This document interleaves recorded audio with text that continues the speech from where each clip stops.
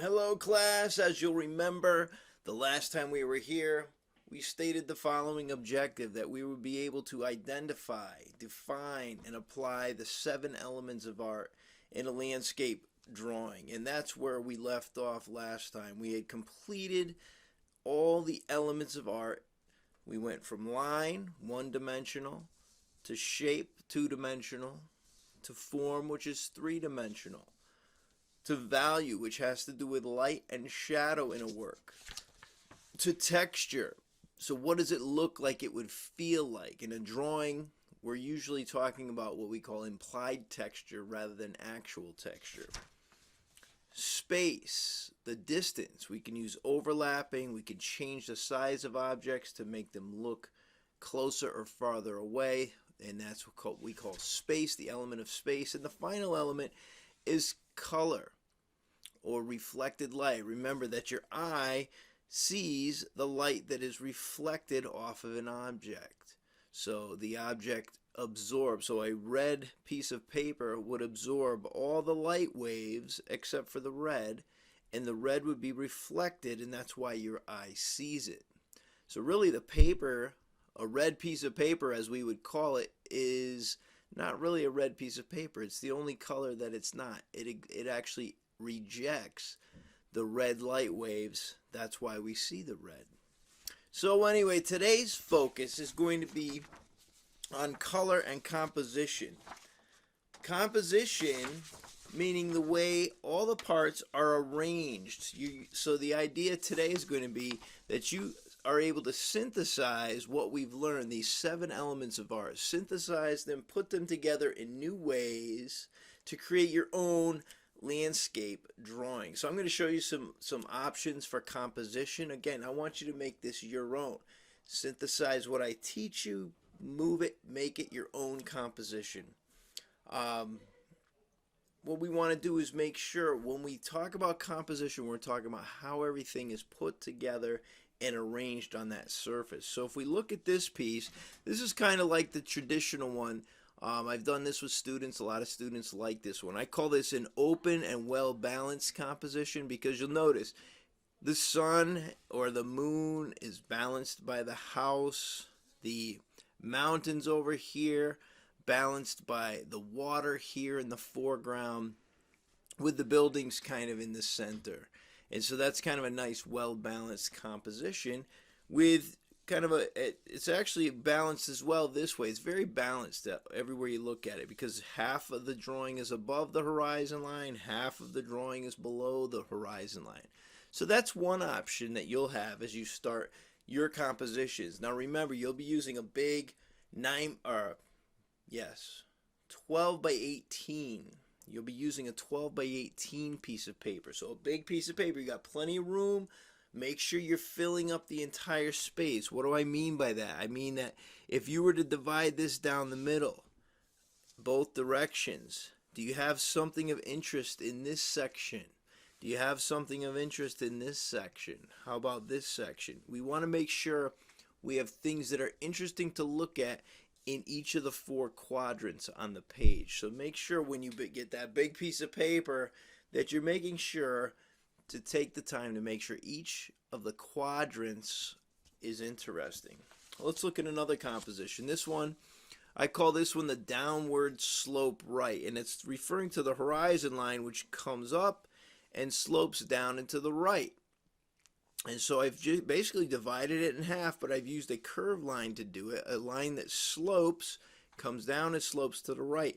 Then I put the mountains over here, a little river, something interesting to look at. So again, if we divide this into half this way and in half this way, there's something of interest in each area. In this quadrant, we've got the clouds and the mountains. In this quadrant, we've got the buildings, and I could even maybe put some more clouds up here just to make it more interesting and overlap them right off the page a little bit. Down here is an enlarged house. Over here is a little bridge and a river. So each of these 4 quadrants has something interesting to look at, and again I call that like a downward slope to the right. In this possible composition, and again I'm sharing these with you, you're going to make up your own. And really it starts with the horizon line. I like to start with the horizon line. This one, what I call, is a big sky landscape. A big sky landscape, meaning that instead of dividing it in half, I actually bring the horizon line down low and make it flat. It looks very much like a Midwestern landscape, and I'll show you some pictures where I get these inspirations later. But if you take a look, I drop the horizon line down below the halfway point, so there's more sky than there is land. And then I put these mountain features in the background. I put the moon or the sun, whatever you want to make it. Put a little farmhouse with a little corral there, and again I could add some windows. Again, this is just a thumbnail sketch to show you the idea of how you can divide this up. And again, you want to make sure you've got something of interest in each area. Over here there's not something of interest, so I would want to be cautious that, look, maybe I should either put some clouds or some birds, something, or even an overlapping tree branch with a big leaf or something could go here, just to show that there's something of interest in there. So I might, out in New Mexico, I know they have the big balloon races, the hot air balloons. So I might put a few indications of the hot air balloons. Those are something you might see if you were out in New Mexico. So the big balloon races, and what they do is they have their hot air balloons, and all the balloons have different decorations. So I might put something of interest, like maybe 3 hot air balloons, just something like this. But again, this is going to be done as your final project, so you'll want to do it on the large 9x12 sheet that your substitute teacher has for you as you start to sketch this out. So this is your next move, and we call this the composition part of the design. So again, here's another one. I've added a hot air balloon here. I've got the clouds. This is basically supposed to be the ocean. The ocean curves around. There's this beach area. There's some trees, a little house over here, and then again the mountains kind of coming up, or these hills coming up out of the ocean, which is over here. So there's just another, that's almost a seascape, but it is a landscape. So that would count as well if that's something you wanted to do. Now let me again show you some pictures, some actual pictures, to kind of give you some inspiration here.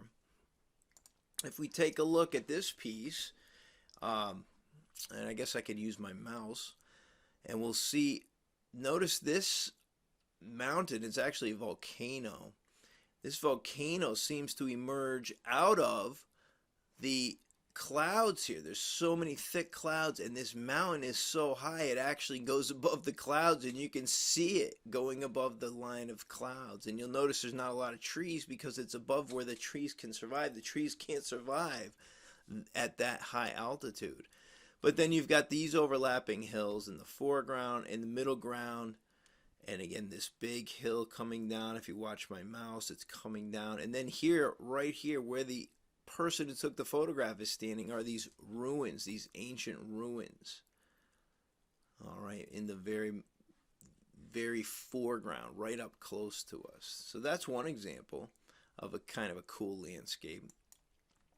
Here's one with a hot air balloon. Look at that. There's a hot air balloon in the middle of this, looks like fog here, but again it places us in these what appear to be ancient ruins. This ancient architecture of some kind, and we see these mountains coming up, the sun coming out from behind it. Just these lines is what we're trying to pay attention to. How would you draw or outline something like this? So we'll be talking about color here in a little bit, but that's again an idea. Now this one's interesting. This one almost divides it in half with this line right here. This cliff line seems to divide the piece in half, right? Because if you take this big section here, it kind of matches this big section up here. Okay, so again, you see this line pretty much divides this piece in half.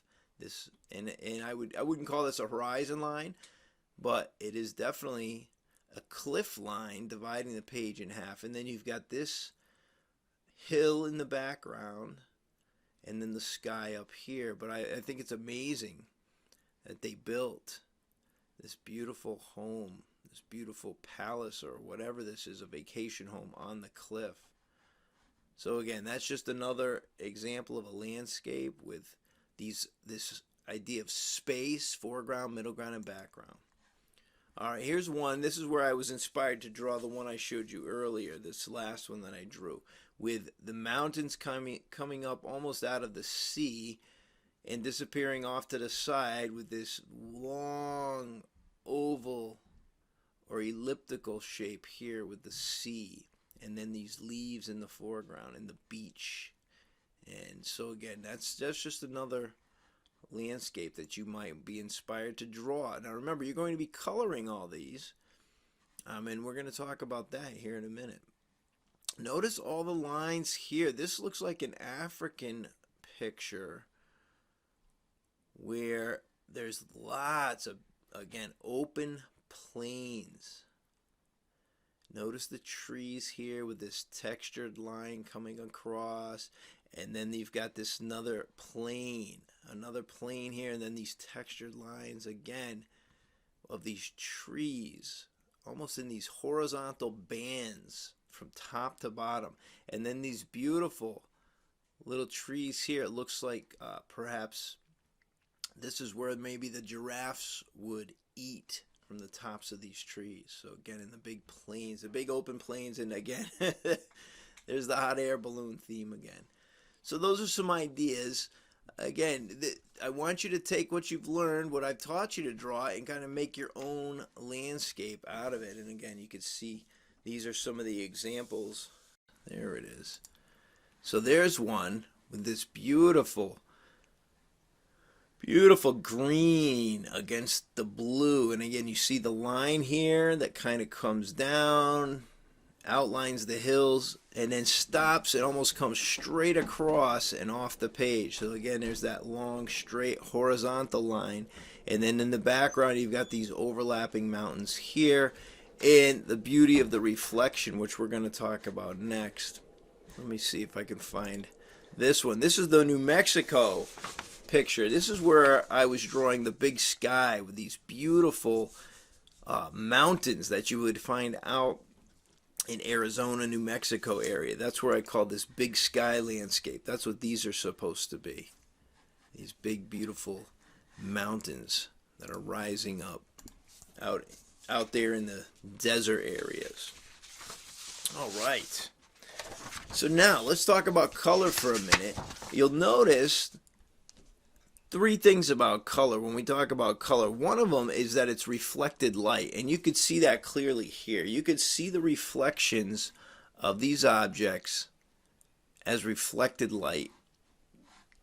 You could see this group of trees reflected here, this mountain reflected here.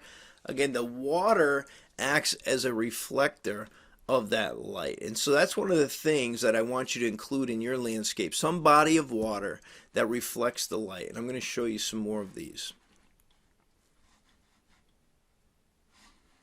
All right, this one here is just tremendous. You see this long horizontal line that divides the sea from the sky, but you'll notice you can see it reflected clearly, the reflection.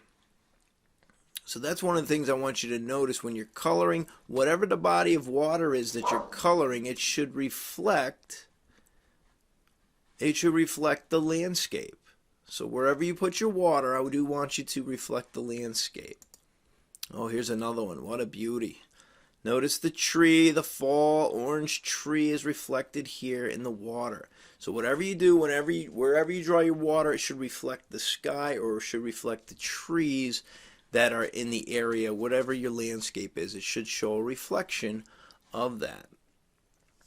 All right. A second thing is that you need to use multiple colors in each area. You'll notice that this area here, although it's all trees, it's not just green. There's orange, there's light green, dark green. There's little splashes of color all through here. You'll notice this area, which is basically grass, it's not just green. They've used yellows and greens, and to show the shadows they've added some blues. So again, every area that you color, I want you to color it with multiple colors. And finally, I want you to outline everything so you can see it really well. Now I'm going to demonstrate this for you on a piece here. Let's demonstrate it on this piece that we've been working on. All right. And you could actually see this in some of the pictures that other students have done before. So if I show you a few more pictures here, these are some student works, and you'll notice that the darker green, the lighter green, you see the multiple orange, red, yellow in the sun. The sky, it's a little hard to tell, but they've used blues and purples in the sky. This one you can clearly see the yellows, orange, red. You see the greens and the reds and the oranges. You see they tried a little bit to pull some of those colors from the sky into the reflected water here. This one, you see they did a good job reflecting. Use the water. How do you know this is water? Well, because you can see it's reflecting the sky. And notice the richness of the landscape as they use multiple colors in the grass. And same thing, multiple colors in the mountains, multiple colors even in the clouds. So that's the thing. Those are some of the things I want you to do. Make sure when you're coloring, you're using multiple colors, you're outlining everything, and you're showing reflected light. Now let's try it a little bit here. So if I were to take some of these colors, these colored pencils, and you do have access to colored pencils, but this landscape should be done first. And remember what I said. What I want you to be able to do is look at your landscape and show that all four of the quadrants have been occupied by something interesting. It needs to have some interest in each area. So you'll notice if I divide this in half and in half this way, this area here, this quadrant, if you will, has the sun, it has some layers of clouds, it has mountains. This area here has some clouds. I could add a hot air balloon. I could add some birds flying across the sky. If I thought I needed something, I could put some little birds here with their wings coming up. Maybe a couple of birds. Something like this. Flying for the fall. Some birds going across the sky. So if there's not something in the area, put something there just to give it some interest. Down here in this quadrant, I've got the house and the trees. Again, I could put some little indications of grass here and there. Down in this quadrant, I've got the layers of hills and trees and the riverbed. So all these things are going to add to the interest, if you will. All right. So as we start to color, let's start with something fairly simple. If you want to make this a daytime scene, you're going to use probably blues or maybe yellows, orange, red if it's an evening scene. If you want to capture the nighttime scene, you're going to use blues and purples. So to do that, I would select the colors that I want, and I would say at least 2 or 3 colors should be used in each area. So let me start with the landscape itself. So if I'm going to make the sky maybe some yellow and orange because I want it to be a sunset, then I'm going to use some greens and some blues like this. So I've got this darker green, this lighter green, and this yellow that I'm going to want to use here for the land itself. So if I just take a section, like let's just do this little section over here. So I might start with the dark green and simply begin by outlining what I'm going to color, or kind of redefining each area. Something like this, following that line. And again, you can erase the pencil as you're going, or you could just simply draw right over the top of it, because it will disappear. Put some grass sticking out there. And then what I would do is start with some yellow. Just put some yellow down there. Not a whole lot, but just some yellow so that I can reflect the light of that sun. And then I would blend it with some of this light green. And what we're trying to do is, again, use multiple colors for each of these areas.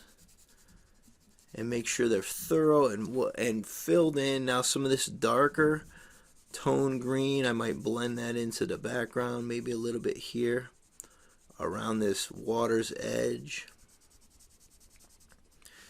But again, that starts to come to life as you add multiple colors in each area. Now let's talk about the sky, because I want to show you the connection between the water and the colors that you use for the sky. So if I'm using, like I said, some reds and yellows and orange, because I want this to be kind of a blazing sunset, I'm going to use these three colors. Something like this. And it's up to you how you do that. What I typically will do is I'll start by outlining the clouds, since they are right here. Outline the clouds.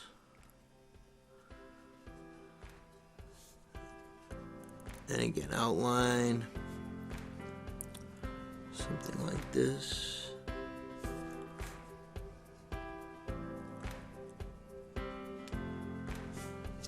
Maybe outline the mountains while I'm over here with a blue, a little bit of dark blue.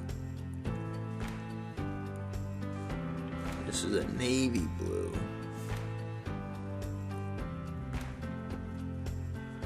And then I come down here. So again, there's that navy blue. And then lighten it up a little bit. And for my mountains, you know what? I'm going to use also some of this light blue as well. Where the light is hitting, I'm going to make sure it's lighter in value. And then I'm going to blend the dark blue with the light blue. So again, where it's light, I'm using a light blue. Where it's dark, I'm using a dark or a navy blue.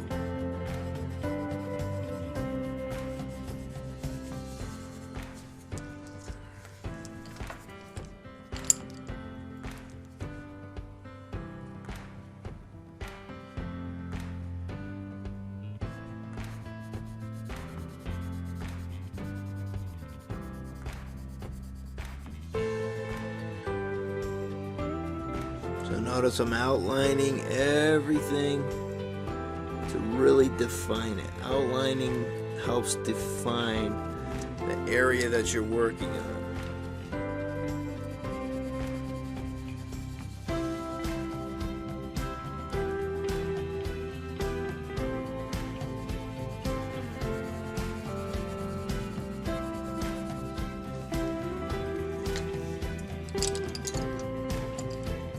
And then the sky. So up here in the sky, what I would do, outline this. Let's make it a nice bright orange.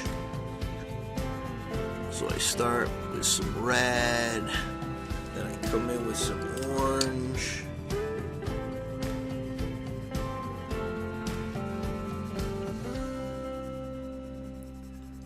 and then some yellow.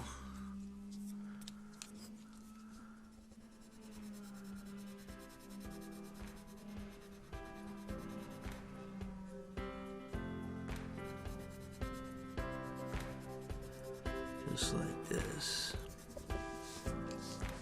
So beautiful. And then I'll take maybe some yellow up here.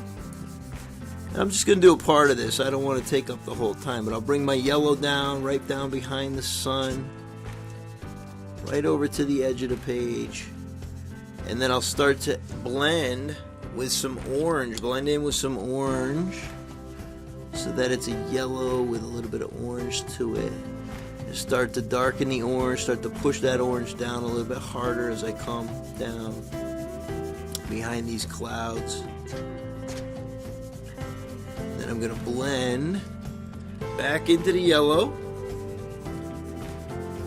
on this side, so that yellow is surrounding the sun. And I'm going to blend again with some of that yellow right back into that orange. So it's all about blending these colors together. Try to blend your colors because it makes it more rich. Makes it more of a thorough coloring and a more of a rich coloring. So again, not just red, I'm going to blend, take some of that orange and blend it in. And that really starts to punch out the colors of the clouds as well, as you can see. Alright, and then maybe some blues where these darker clouds are here. It's kind of like some rain clouds that are sneaking up behind.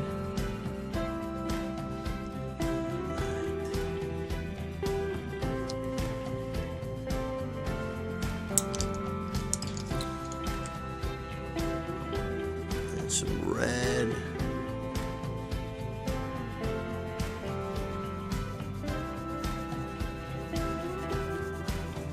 And some blue,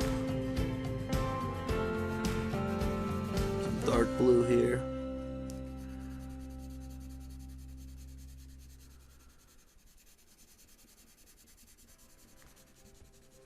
So really just blending and trying to push that out. So you get the idea, and you would continue that all the way across. Another tip I want to show you is the buildings. So the buildings have two sides. So let's say I wanted to draw my buildings that kind of reflected the lights, the orange, reflecting the orange light here. Now what you're going to notice is that on the side of the sun it's going to be lighter, where on the side away from the sun it's going to be darker. So you want to make sure the sides of your buildings reflect the direction of the sunlight. So even though we don't see a shadow, we're going to make it a little bit darker on the left side because it's away from the sun. So if you have your sun on the right, you'll want to make sure your darker side of your buildings reflects that. So each of these buildings, whatever color you make your buildings, you're going to want to make them here. So don't forget to outline. Everything needs to be outlined so that we can see all those beautiful little details that you put in. So I'm going to outline everything. And then the side away from the sun or the moon, if you draw a night scene, the side away from the light is a little bit darker. So you want to make sure you're showing that. Just like on this house, this side of the house is going to be a little bit lighter because it's closer to the light. And this side of the house is going to be a little bit darker. So just make sure as you're coloring that you do that. Now the last thing I want to show you is the water. Now let me just come back in and outline where I drew this river. For the sand, and I'll just tell you now, the sand I like to come in with yellow for the sand and orange, yellow and orange for the sand, and a little bit of brown. So I bring in the yellow, then I bring in a little bit of orange. I lightly overlap the orange like this. And then I finalize it with some of the brown. So the brown is right here.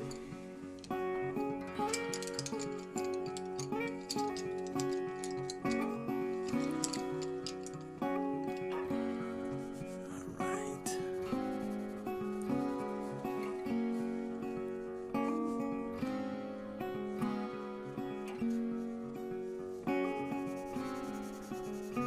To make it a nice sandy color. So that'll give you a nice sandy color. And I might even take some black and just outline some of these stones to just revise those stones and the little sand. Alright, now the water needs to reflect the light. The water needs to reflect the light. So since I used red and orange and yellow, Since I used these three colors in the sun and in the sky, they need to be reflected here. So the same is going to be true. So since I went from red to orange to yellow, I need to start from the horizon, and I need to start with red. Red, and I can re-outline again those little reflective lines. So red. Then I'm going to blend into orange. As the sky gets higher and higher, it gets more orange and then more yellow, and so I'm going to reflect that as I see it here. So again, I want to keep those beautiful little highlights that I drew. So red, orange, and then this is all going to be yellow, and don't forget we're going to blend that yellow. Re-outline these, and we're going to start blending some of that yellow. So we see that this is water, and the way we know it's water is because it's reflecting the light of the sky. And I can put some red. Again, it's all about blending, learning to mix and blend these colors together with each other. I'm going to bring some reds in here just to really bring out that sun. That might be a reflection of the sun right here.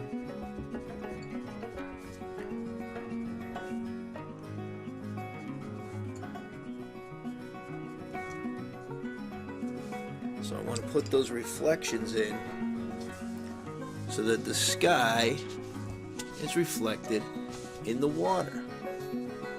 And so if you do that, it's going to look really good. So I'm going to pull something over again. So now I'm going to be working back here in the grass. So I'm going to let some music play as I do this.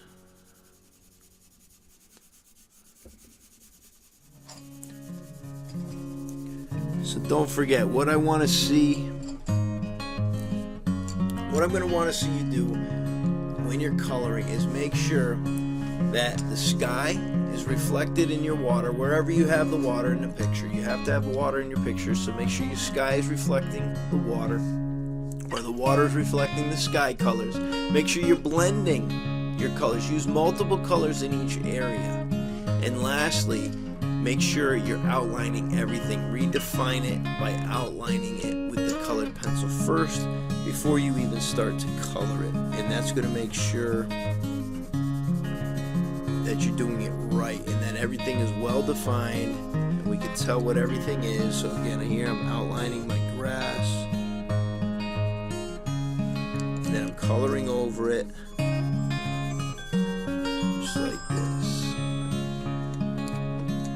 and maybe even some yellow to show the light of the sun reflecting off the